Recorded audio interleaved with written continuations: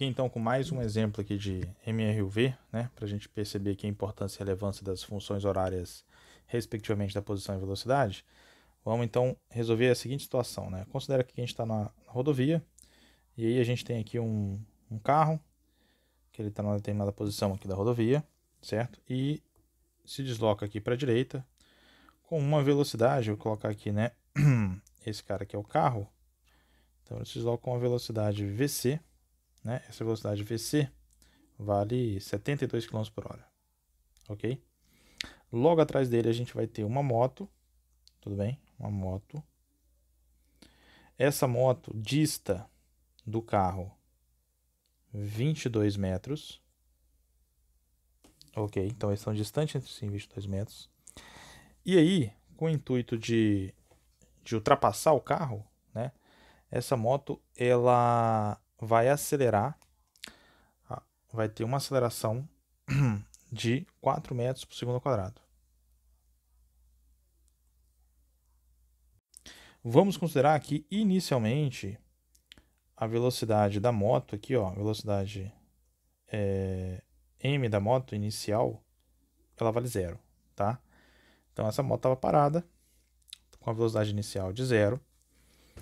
E aí, quando o carro está a 22 metros de distância dela, ele começa a se movimentar com a aceleração que nós conhecemos aqui, ó, essa aceleração m da moto, tudo bem?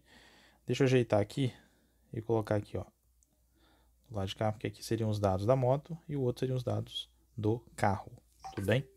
E o carro, ele se movimenta a uma velocidade constante, tudo bem? Então a gente tem basicamente dois tipos de movimento aqui.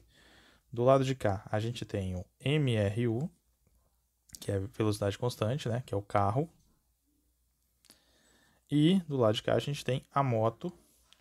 Perdão, colocar na ordem, né? Temos a moto aqui que está no MRUV, que tem uma aceleração constante. Então a gente tem dois tipos de movimento aqui. E nós conhecemos quais são as equações que descrevem esses respectivos movimentos, certo? O que eu quero saber, né? A primeira coisa que eu quero saber é quanto tempo até a moto conseguir alcançar esse carro. Isso é um problema que a gente estava acostumado a resolver em MRU, certo? Só que lá a gente tinha dois movimentos que ambos estavam com velocidade constante. Aqui a gente tem um deles com velocidade constante e o outro não. Mas para resolver, o procedimento é o mesmo, certo? Porque como eu estou querendo encontrar aqui, ó, vou colocar a letra A, o tempo t, né, de encontro dos móveis. É isso que eu quero encontrar. Como eu quero encontrar a mesma coisa, o raciocínio vai ser muito similar. Então, o primeiro passo é qual? O primeiro passo é a gente determinar as funções horárias da posição no MRU, no caso do carro, e no MRUV, no caso da moto. Então, vou escrever elas aqui, ó. Então, a função horária da posição do carro seria posição final do carro é igual à sua posição inicial do carro mais velocidade do carro vezes o tempo. A função horária da posição da moto, que é o MRV, seria a posição final da moto, mais a sua posição inicial da moto, mais uma velocidade inicial da moto, vezes o tempo, mais a aceleração da moto, vezes o tempo ao quadrado, sobre 2. Tudo bem? Então, basicamente, eu vou ter que substituir algumas informações aqui. Nesse problema, ele não especifica onde eu marco zero, então isso significa que você pode escolher, né? Você pode arbitrar onde você quer colocar ele. Para simplificar o problema, eu vou optar por colocar aqui, ó, a posição inicial da moto como sendo meu marco zero. Tá? Então, essa é a minha referência. Então, nesse sentido, a função horária da posição do carro ficaria o seguinte: sua posição final, né, seria a posição inicial, então, que é 22, mais a velocidade do carro, que é 72 km por hora, e aí é conivente, é importante, é conveniente, né, perdão, a gente transformar esses 72 km por hora em metros por segundo, né, para ficar coerente do ponto de vista de unidades com a aceleração e a informação da distância entre os dois veículos, né. Então, esse 72 km por hora, se você dividir ele por 3,6, isso aí vai dar 20 metros por segundo. Tudo bem? Então, essa também é a velocidade do carro, né, convertido para o sistema internacional. Então, agora voltando aqui, a velocidade do carro então, seria 20 vezes t. Então, está definido a função horária do carro. Ou seja, eu sei para cada instante de tempo a posição que esse carro vai estar. Tá? Do outro lado, no caso da moto, como é um movimento estacionário, a gente vai ter então a posição da moto, vai ser a sua posição inicial, que ele começa no marco zero, então é 0, mais a sua velocidade inicial, que também é 0, mais uma aceleração de 4 sobre 2 vezes t ao quadrado. Simplificando, isso aqui daria então uma posição da moto como sendo 2t ao quadrado, certo? Então, ó, tem umas duas funções da posição, duas funções horárias da posição, tanto para o movimento do carro, que é, de novo, MRU, velocidade constante, quanto para o movimento da moto, que é MRUV, aceleração constante, tá? Se eu quero encontrar o tempo em que a moto alcança o carro, então, basicamente, eu quero encontrar um instante de tempo em que a moto e o carro estão na mesma posição, né? Então, isso significa que o tempo para ocorrer o encontro vai ser dado quando eles tiverem a mesma posição, ou seja, quando o S do carro for igual ao S da moto, né? Então, ou seja, aqui é o nosso ponto de encontro, né? Um instante de encontro. E aí eu vou substituir agora as respectivas funções, né? Então, SC é 22 mais 20t, SM é 2t ao quadrado. Rearranjando os termos aqui, né, eu posso escrever então como sendo 2t ao quadrado menos 20t mais 22, menos 22 igual a zero. Dá para dividir todo mundo por 2, né? Então ficaria t ao quadrado menos 10t menos 11 igual a zero. E agora eu tenho o quê? Uma equação do segundo grau para resolver, certo? Então, para resolver ela, a gente precisa usar Bhaskara, né? Antes, identificar o discriminante. Então, eu vou fazer isso aqui, ó.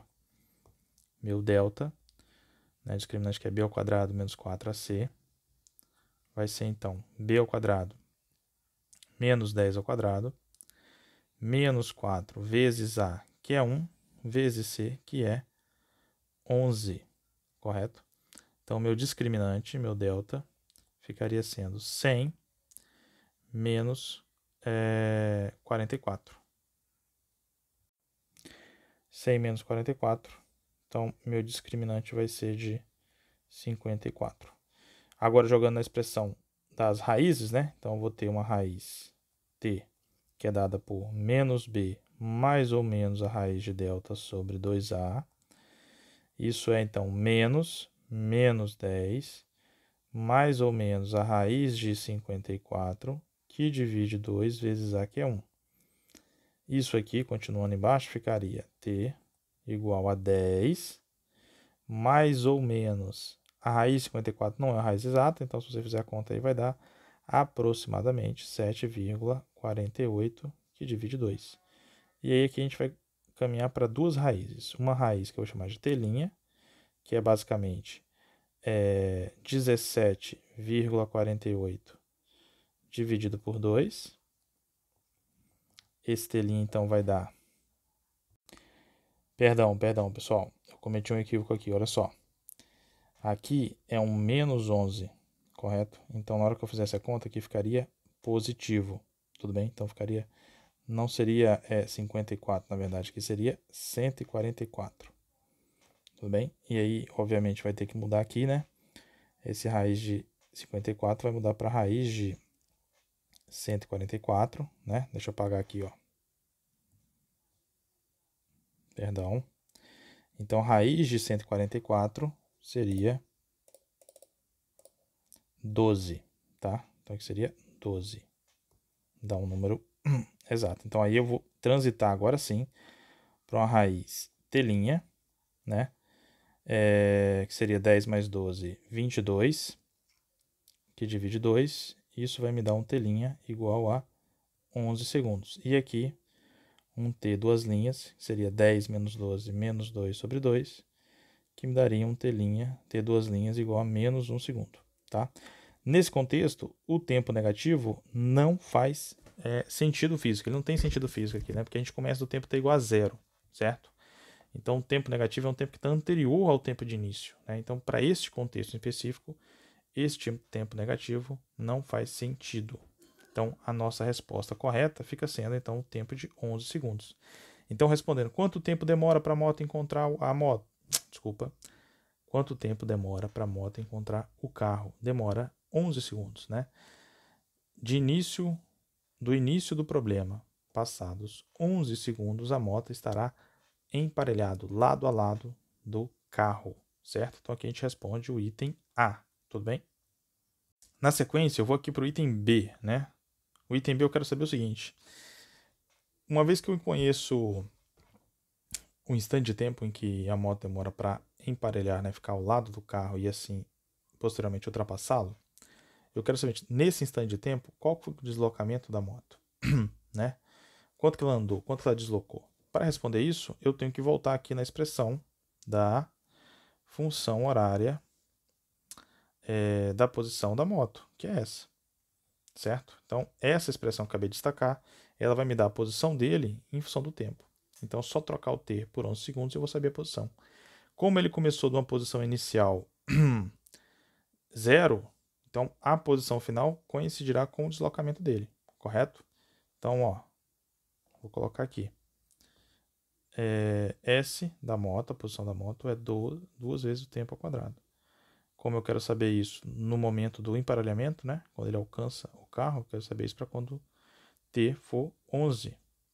Então, daí eu tenho que fazer essa conta.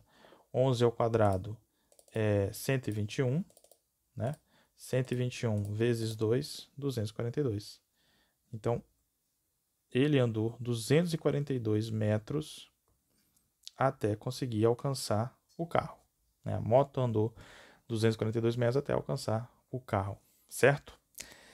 Para finalizar aqui, uma outra pergunta que eu quero fazer é o seguinte. Qual que é a velocidade da moto nesse instante de tempo? No momento da ultrapassagem, qual a velocidade que ele tem? Tá? Para responder essa pergunta, colocar aqui letra C, eu tenho que usar a função horária da velocidade da moto. Então, a velocidade da moto seria o quê? A sua velocidade inicial mais a sua aceleração vezes o tempo. A velocidade inicial da moto é 0, partiu do repouso. A aceleração, a gente acabou de calcular ali, ela vale 4.